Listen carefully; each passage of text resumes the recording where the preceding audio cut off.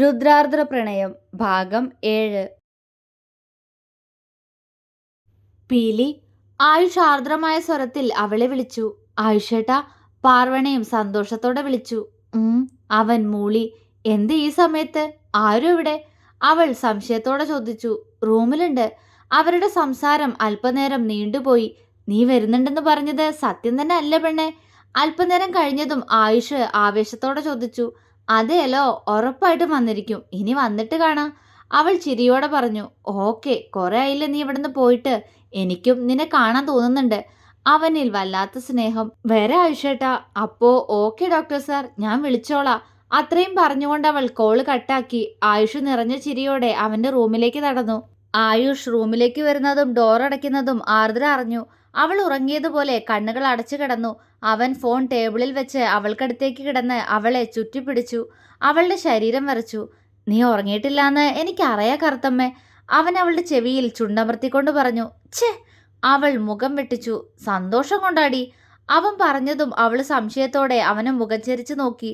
എന്റെ പീലി വരുന്നു എന്നെ കാണാൻ. ഇനി ഞങ്ങള് ഒരു കലക്കും എന്റെ കറുത്തമ്മേ. അവൻ നിറഞ്ഞ സന്തോഷത്തോടെ പറഞ്ഞു. ആർദ്ര ഞെട്ടലോടെ അവനെ നോക്കി. അവളുടെ ഞെട്ടല് കണ്ട് അവനൊന്ന് ചിരിച്ചു. എന്തു പറ്റി ആർദ്രെ? അവൻ കുറുമ്പോടെ ചോദിച്ചു. അവളിനി എന്തിനാ വരുന്നത്? ഇട്ടിട്ട് പോയതല്ലേ, ഇനി എന്തിനാ? അവൾ വെപ്രാളത്തോടെ ചോദിക്കുന്നുണ്ട്. അത് കണ്ട് അവന് ചിരി വന്നു. എന്റെ പീലി എന്നെ ഇട്ടിട്ട് പോയതൊന്നല്ല ചക്കരെ, അതൊക്കെ വേറൊരു കഥയാ. തൽക്കാലം അത് നീ അറിയണ്ട. അവന്റെ ശബ്ദത്തിൽ പെട്ടെന്ന് ഗൗരവം കലർന്നു.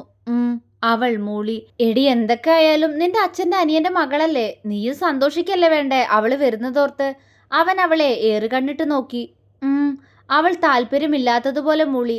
ഓ, നിങ്ങൾ രണ്ടും പണ്ടും അത്ര ചേർച്ചയിലല്ലോ അല്ലേ? അവൻ അവളുടെ കവിളിൽ നുള്ളിക്കൊണ്ട് പറഞ്ഞു. എന്നെ വിട്ടേ, എനിക്ക് ഉറങ്ങണം. ഞാൻ വിടൂല, എനിക്ക് തണുക്കും. അവൻ കൊഞ്ചലോടെ പറഞ്ഞു. അയ്യേ, നിങ്ങളെന്താ കൊച്ചു പിള്ളേരെ പോലെ, മാറിക്കിടക്ക്. അവൾ പെട്ടെന്ന് അവനെ തള്ളി മാറ്റി. അവൻ അവളെ കൂർപ്പിച്ച് നോക്കിക്കൊണ്ട് തിരിഞ്ഞു കിടന്നു. അത് കണ്ട് അവൾ അങ്ങനെ തന്നെ കിടന്നുകൊണ്ട് കണ്ണുകൾ അടച്ചു. അല്പനേരം കഴിഞ്ഞതും തന്റെ ചൂടിലേക്ക് പതുങ്ങിക്കിടക്കുന്നവനെ അറിഞ്ഞുകൊണ്ട് തന്നെ അവൾ പതിയെ ഉറക്കത്തിലേക്ക് വഴുതി വീണു. ദിവസങ്ങൾ വീണ്ടും കടന്നുപോയി. ഇതിനിടയിൽ ആയുഷ് ആർദ്രയോട് അവരുടെ ഹോസ്പിറ്റലിൽ കയറിക്കോളാൻ പറഞ്ഞെങ്കിലും അവൾ ഇപ്പോൾ വേണ്ട എന്ന് പറഞ്ഞ് ഒഴിഞ്ഞുമാറി. പക്ഷേ കുറച്ചു ദിവസങ്ങളായി അവൾക്ക് തന്നോടുള്ള സമീപനം ആയുഷ് ശ്രദ്ധിക്കുന്നുണ്ടായിരുന്നു. ആ കണ്ണുകളിൽ ഒരു തിളക്കമൊക്കെ. തന്നോട് കുറുമ്പോടെ സംസാരിക്കുന്നു. അവൻ ചേർത്ത് പിടിക്കുമ്പോൾ പോലും ഒന്നും മിണ്ടാതെ ആ നെഞ്ചിലേക്ക് പതുങ്ങി നിൽക്കുന്നു. മനസ്സറിഞ്ഞ് അവളെ സ്നേഹിക്കുന്ന അവന്റെ സ്നേഹത്തെ കണ്ടില്ലാന്ന് വെക്കാൻ അവൾക്കാകുമായിരുന്നില്ല.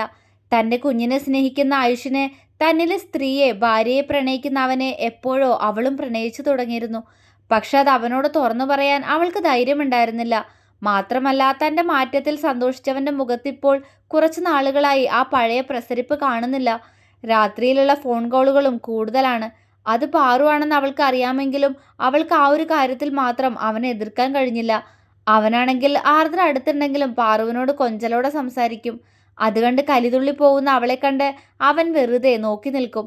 അന്ന് ബെന്നിയുടെ എൻഗേജ്മെന്റ് കഴിഞ്ഞു എന്ന വാർത്ത കേട്ടതിന് ശേഷം അവൾ പിന്നീട് ഒരിക്കൽ പോലും അവനെ കോൾ ചെയ്യാൻ ശ്രമിച്ചിട്ടില്ല. അവനെ കാണാൻ ഇടയ്ക്ക് ആഗ്രഹം തോന്നുമെങ്കിലും അവന്റെ വിവാഹമാണെന്ന് ഓർക്കവേ അവൾ നിറഞ്ഞ കണ്ണുകളോടെ അവനെ ഓർമ്മയിൽ നിന്നും മായ്ച്ചു കളയാൻ ശ്രമിക്കും. ഇപ്പോ അവളുടെ മനസ്സ് അവന് മാത്രം സ്വന്തമാണ്, ആയുഷിന് മാത്രം. പക്ഷേ കഴിഞ്ഞ കുറച്ച് ദിവസങ്ങളായി അവനിൽ കണ്ടുവരുന്ന മാറ്റം അവളെ വീണ്ടും തളർത്താൻ തുടങ്ങിയിരുന്നു. അവളോട് സംസാരം കുറഞ്ഞതുപോലെ. അബിയെ പഴയ പോലെ തന്നെ സ്നേഹിക്കുന്നുണ്ട്, പക്ഷെ എന്നോടെന്തോ അകൽച്ച പോലെ.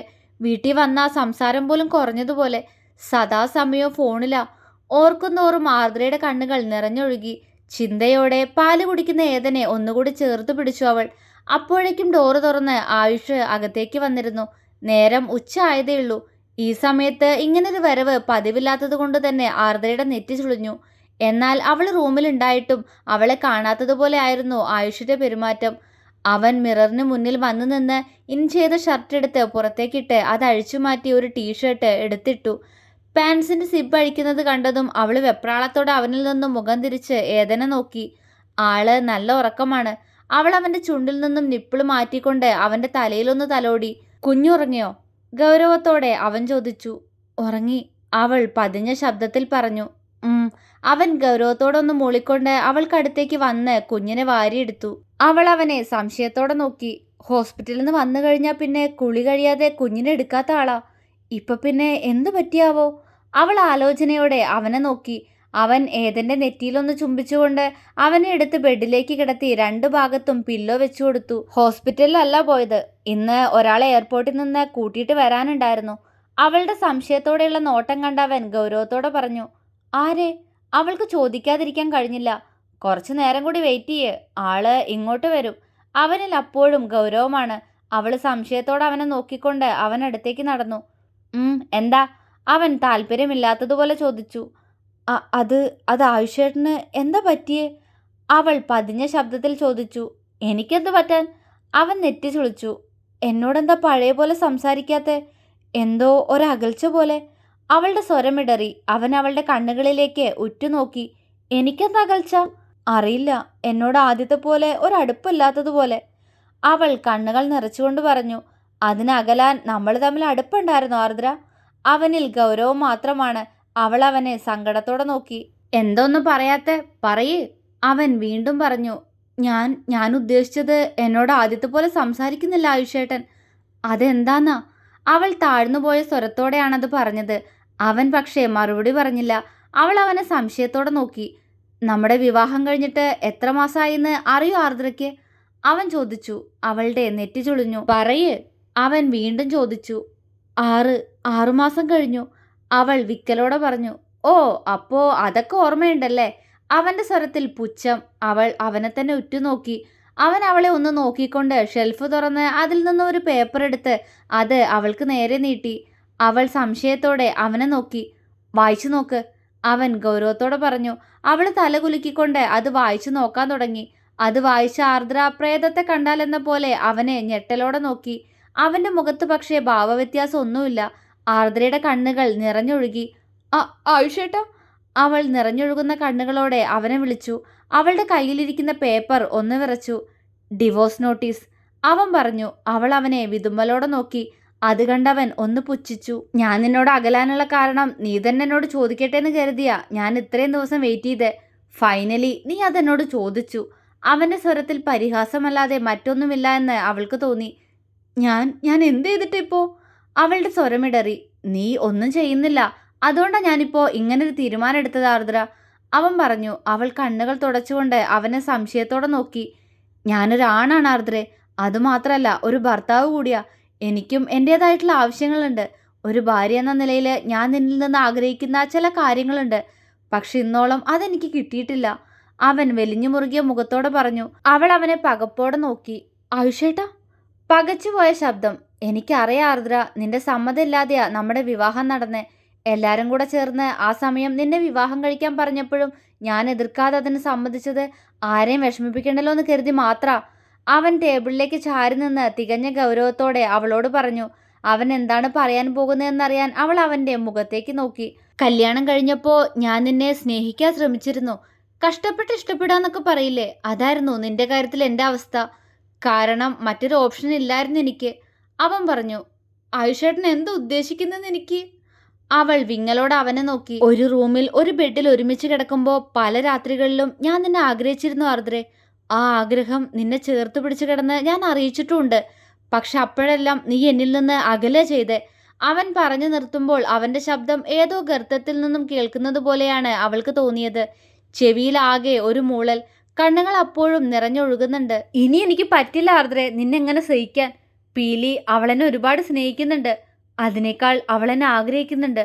ഇപ്പോ ഞാനും. അവന്റെ സ്വരം ആർദ്രമായി.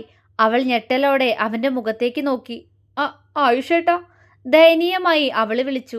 ആർദ്ര, ആ പേപ്പേഴ്സ് സൈൻ ചെയ്യണം. നമ്മുടെ ഡിവോഴ്സ് കഴിഞ്ഞ ശേഷം എന്നെ വിവാഹം ചെയ്യാൻ പീലിയും സമ്മതിച്ചിട്ടുണ്ട്. അവൻ കൂസലില്ലാതെ പറഞ്ഞു. അപ്പോ ഞാനോ? എൻ്റെ മോനോ? ഞങ്ങൾ എന്താ വേണ്ടേ? അവൾ കണ്ണു തുടച്ചുകൊണ്ട് അവനെ ദേഷ്യത്തോടെ നോക്കി. അത് കണ്ടവൻ ചുണ്ടുകൂട്ടി. ഏതനോട് എനിക്ക് ഒരു ഇഷ്ടക്കുറവുമില്ല. അത് നിനക്കും അറിയാവുന്നതല്ലേ. നിങ്ങളുടെ കൂടെ ജീവിക്കാൻ തന്നെയാ ഞാൻ ആഗ്രഹിച്ചേ. അതുകൊണ്ട് അവനെ ഇതുവരെ എൻ്റെ സ്വന്തം മകനായിട്ടേ കണ്ടിട്ടുള്ളൂ. പക്ഷെ ഇനി. അവൻ അത്രയും പറഞ്ഞുകൊണ്ട് അവളെ നോക്കി. ഇനി? ഇത്തവണ അവളുടെ ശബ്ദത്തിൽ ദേഷ്യം. ഇനി നീയുമായിട്ട് പൊരുത്തപ്പെട്ടു പോവാൻ എനിക്ക് കഴിയില്ല. ഡിവോഴ്സ് കഴിഞ്ഞാലും നിന്നെ ഞാൻ വെറുതെ പറഞ്ഞു വിടൊന്നുമില്ല. നമ്മുടെ ഹോസ്പിറ്റലിൽ തന്നെ നിനക്ക് നിന്റെ നഴ്സിംഗ് ജോബ് തുടരാം. അതൊക്കെ ഞാൻ ശരിയാക്കി തരാം. ഏതനെ പിരിയാൻ അച്ഛനും അമ്മയ്ക്കും വിഷമമുണ്ടാവും. അതുകൊണ്ട് അവനെ വേണമെങ്കിൽ ഇവിടെ നിർത്താം. എനിക്കും അവനെ പിരിയാൻ കുറച്ച് ബുദ്ധിമുട്ടുണ്ട്. കാരണം ഈ കഴിഞ്ഞ മാസങ്ങളിലെല്ലാം അവനെ ഞാൻ എൻ്റെ സ്വന്തമായിട്ട് തന്നെയാണ് സ്നേഹിച്ചേ. അവൻ ബെഡിൽ കിടക്കുന്ന ഏതനെ നോക്കിക്കൊണ്ട് പറഞ്ഞു. എന്നെ എന്നെ വേണ്ടേ? അവൾ തേങ്ങലോടെ ചോദിച്ചു. ബെന്നി, അവനെ വിളിക്കണോ ഞാൻ? അവൻ ചോദിച്ചു. അവൾ അവനെ ദേഷ്യത്തോടെ നോക്കി. അവന്റെ പ്രതീക്ഷിക്കാത്ത മറുപടി. ആരും വേണ്ട ആർദ്രയ്ക്ക്. അവളുടെ ശബ്ദം ഉറച്ചതായിരുന്നു. എങ്കിൽ എത്രയും പെട്ടെന്ന് നീ ഡിവോഴ്സ് പേപ്പറിൽ സൈൻ ചെയ്യണം. മ്യൂച്വൽ ഡിവോഴ്സ് ആണെങ്കിൽ പെട്ടെന്ന് കിട്ടും. അവൻ വിടർന്ന കണ്ണുകളോടെ പറഞ്ഞു. ഛേ! അവൾ അവനിൽ നിന്നും വെറുപ്പോടെ മുഖം തിരിച്ചു. ആയുഷേട്ടാ!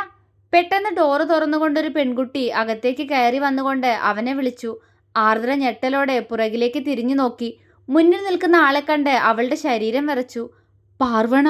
അവളുടെ ചുണ്ടുകൾ പതിയെ മൊഴിഞ്ഞു. അവൾ പാറുവിനെ തന്നെ ഉറ്റുനോക്കി. എന്നാൽ അവൾ ആർദ്രയെ മൈൻഡ് ചെയ്യാതെ ആയുഷിന്റെ അടുത്തേക്ക് വന്നു. ആയുഷിന്റെ കണ്ണുകൾ തിളങ്ങുന്നു. ആയുഷേട്ടാ! അവൾ അവന്റെ മുന്നിൽ വന്നു നിന്നുകൊണ്ട് പരിഭവത്തോടെ വിളിച്ചു. അവൻ അവളെ ചിരിയോടെ നോക്കി. ഇപ്പൊ വരാന്ന് പറഞ്ഞ് മുകളിലേക്ക് വന്നിട്ട് എത്ര നേരായി? എനിക്ക് കാണാതിരിക്കാൻ പറ്റുന്നില്ല. പ്രണയം നിറഞ്ഞ സ്വരത്തോടെ അവനോട് പറഞ്ഞുകൊണ്ട് അവൾ അവനെ കെട്ടിപ്പിടിച്ച് അവന്റെ നെഞ്ചിലേക്ക് ചേർന്ന് നിന്നു. ആർദ്ര ആ കാഴ്ച കണ്ട് ഞെട്ടിപ്പോയി. അവൾ പകപ്പോടെ ആയുഷിനെയും പാറുവിനെയും മാറി മാറി നോക്കി. ആർദ്രയുടെ മുന്നിൽ വെച്ച് പീലി തന്നെ പുണർന്നതിൽ അവന് ജാള്യത തോന്നിയെങ്കിലും അവൻ അവളുടെ തലയിൽ പതിയെ തലോടി. ആർദ്രയുടെ കണ്ണുകൾ നിറഞ്ഞൊഴുകി. അവൾ കണ്ണുകൾ ഇറുക്കിയടച്ചു. കണ്ണുകൾ വീണ്ടും തുറന്ന് മുന്നിൽ നിൽക്കുന്നവരെ നോക്കവേ ആയുഷിന്റെ ചുണ്ടുകൾ അവളുടെ നെറ്റിയിൽ അമരുന്നത് കണ്ട് അവൾ ഇനി ഒന്നും കാണാൻ വയ്യ എന്ന പോലെ പെട്ടെന്ന് റൂമിന് പുറത്തേക്ക് ഇറങ്ങി ഓടി. അവളുടെ ഓട്ടം കണ്ട് ആയുഷ് ഒന്ന് നിശ്വസിച്ചുകൊണ്ട് പാറുവിനെ സ്നേഹത്തോടെ നോക്കി. ഡിവോഴ്സ് പേപ്പർ കൊടുത്തില്ല ആയുഷേട്ടാ? പാറു ചോദിച്ചു. കൊടുത്തു, അവൻ പറഞ്ഞു. അവൾ ഒപ്പിട്ട് തരില്ലേ? അവൾ ആകുലതയോടെ ചോദിച്ചു. തരും, ഞാൻ പറഞ്ഞിട്ടുണ്ട് എനിക്കിനി അവളുടെ കൂടെ പറ്റില്ലാന്ന്. അവൻ ചിരിയോടെ പറഞ്ഞു. അവൾ നിറഞ്ഞ സന്തോഷത്തോടെ അവനെ ഒന്നുകൂടി ഇറുകെ പുണർന്നു. തുടരും.